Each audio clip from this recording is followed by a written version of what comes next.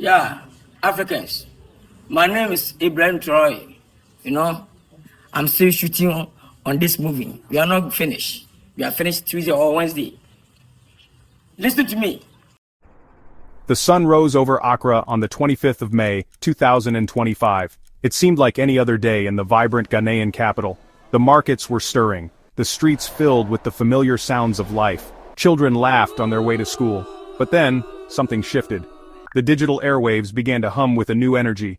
A respected Ghanaian actor, known for choosing roles with deep meaning, released a teaser online. It was for a project no one knew about. The actor was known for his quiet intensity, and this teaser carried that same feeling, a quiet storm brewing. The teaser itself was very brief, lasting less than a minute. It was a collection of powerful, fleeting images. Dry earth, cracked under a relentless sun. The determined faces of ordinary people, etched with hardship but also with resolve. A tattered flag, perhaps of Burkina Faso, waving defiantly against a vast sky. Then, the final shot lingered. It showed a young military officer, his gaze direct and unwavering. His uniform was simple, unadorned. The name appeared on screen, Captain Ibrahim Traoré. The silence that followed the teaser was heavy with unspoken thoughts.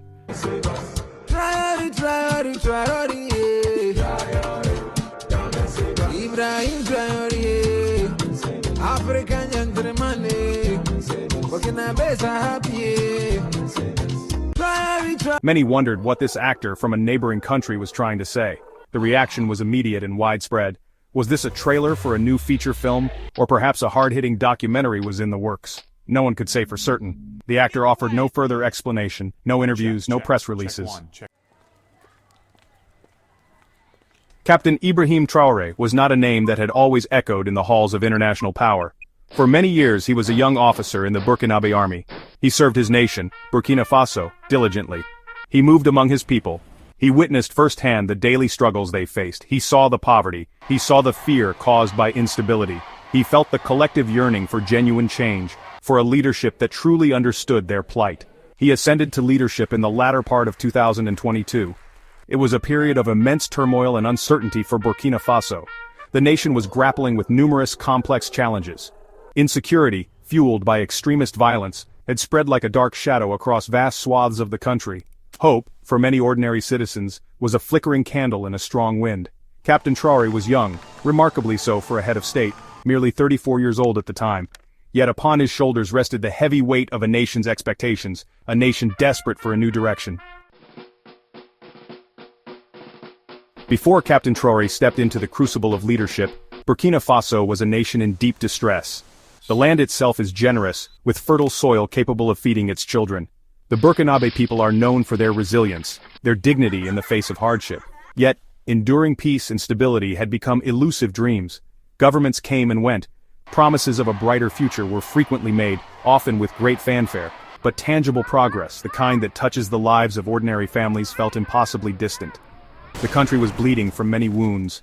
Violent attacks by extremist groups had become a tragic part of daily life in many regions.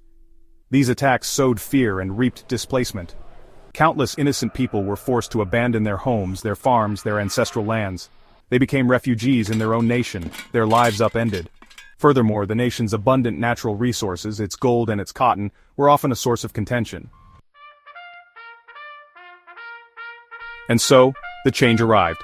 It did not creep in silently, in the dead of night. It arrived with the vocal and visible support of a significant portion of the populace. It was more than a simple military intervention confined to the barracks. Many ordinary citizens from diverse walks of life openly welcomed the shift in leadership. They saw in Captain Ibrahim Traoré not just a soldier, but a potent symbol. A symbol of their own deeply held desires for a more just, secure, and sovereign future. His youth was seen as an asset, a break from the old guard. This popular movement, this uprising of spirit, was propelled by fundamental human needs. The urgent need for physical security, to live without the constant dread of attack. The desperate need for stability, so that families could plan for the future and children could go to school. The profound need for respect, both from their leaders and from the wider world. The people of Burkina Faso were weary. They were tired of the old political games. They were tired of feeling unsafe in their own communities. Section 5. A cry for dignity, the core of the movement, dignity. This single word resonated with profound power throughout the recent transformations in Burkina Faso. It was far more than an abstract concept, more than a mere lexical item. It represented a fundamental, visceral human need. The Burkinabe people felt with a deep and collective ache that their dignity had been steadily eroded over many years, eroded by the pervasive insecurity that haunted their lives, eroded by the grinding poverty that denied them basic necessities, eroded by the persistent, often humiliating interference of external forces in their national affairs. Captain Ibrahim Traoré, in his public addresses and actions, frequently spoke of restoring dignity. He demonstrated a keen understanding of its paramount importance in the life of a nation and its individuals. He knew that true, meaningful independence was not solely about the symbolic trappings of statehood, the flags, the anthems, the seats at international forums. It was, more fundamentally, about self-respect. Section 6. Shattering Chains, the Stand Against Neo-Colonialism. The struggle unfolding in Burkina Faso under Captain Traoré was also, undeniably, a courageous battle against the insidious forces of neo-colonialism. This term describes the subtle yet powerful ways in which former colonial masters and other dominant global powers continue to exert control over ostensibly independent nations. This control is not typically maintained through overt military occupation, as in the past. Instead, it operates through economic leverage, through conditional aid, through unfair international trade agreements, and through persistent political pressure. Many Burkinabe citizens felt the heavy weight of these invisible modern chains. Captain Traoré's government, from its early days, adopted a firm and unambiguous stance on this issue. They declared their intention to achieve true, uncompromised sovereignty. They wanted Burkina Faso to make its own decisions, for its own people, based on its own priorities, without seeking approval or fearing retribution from external capitals. This principled stand necessarily involved a critical re-evaluation of long-standing partnerships and alliances. It meant being willing to seek out new friends and collaborators on the international stage. Section 7. Voices of a Generation, the Youth Rise for Africa. Africa is, demographically, the world's youngest continent. Its burgeoning youth population represents its most significant asset, its greatest potential for innovation and transformation. In Burkina Faso, as in many other African nations, young people were visibly and vocally at the forefront of the recent calls for change. They displayed an impatience with the status quo, a weariness with unfulfilled promises from previous generations of leaders. They were not content to wait passively for a better future to arrive. They were determined to actively participate in building it, starting now, not at some distant point in time. Captain Ibrahim Traoré himself is a member of this younger generation. His age, his energy, and his apparent willingness to challenge established norms resonated powerfully with the youth. He seemed to speak their language, to understand their frustrations and their aspirations.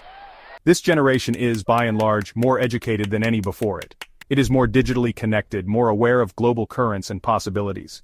It is also crucially less afraid to demand what it believes is rightfully its due, a future of opportunity, dignity, and meaningful participation in governance. Their dynamism is reshaping political landscapes. Section 8. Echoes of Sankara Traoré's vision for Burkina Faso. In the words and actions of Captain Ibrahim Traoré, many observers, both within Burkina Faso and across Africa, detect distinct echoes of Thomas Sankara. Sankara was the charismatic and revolutionary leader of Burkina Faso during the 1980s. He was a man of profound vision and unwavering principle. He passionately believed in the capacity of his people for self-sufficiency. He waged a relentless war against corruption, which he saw as a cancer eating at the nation's soul. He inspired not only Burkinabe citizens, but millions across the continent and the African diaspora with his Pan-Africanist ideals. It was Sankara who famously changed the country's colonial name from Upper Volta to Burkina Faso. This new name, meaning land of incorruptible people or land of upright people, was a powerful statement of intent and aspiration. During his brief but impactful tenure, Sankara vigorously promoted the consumption of locally produced goods, famously mandating Burkinabe woven cotton attire for public servants.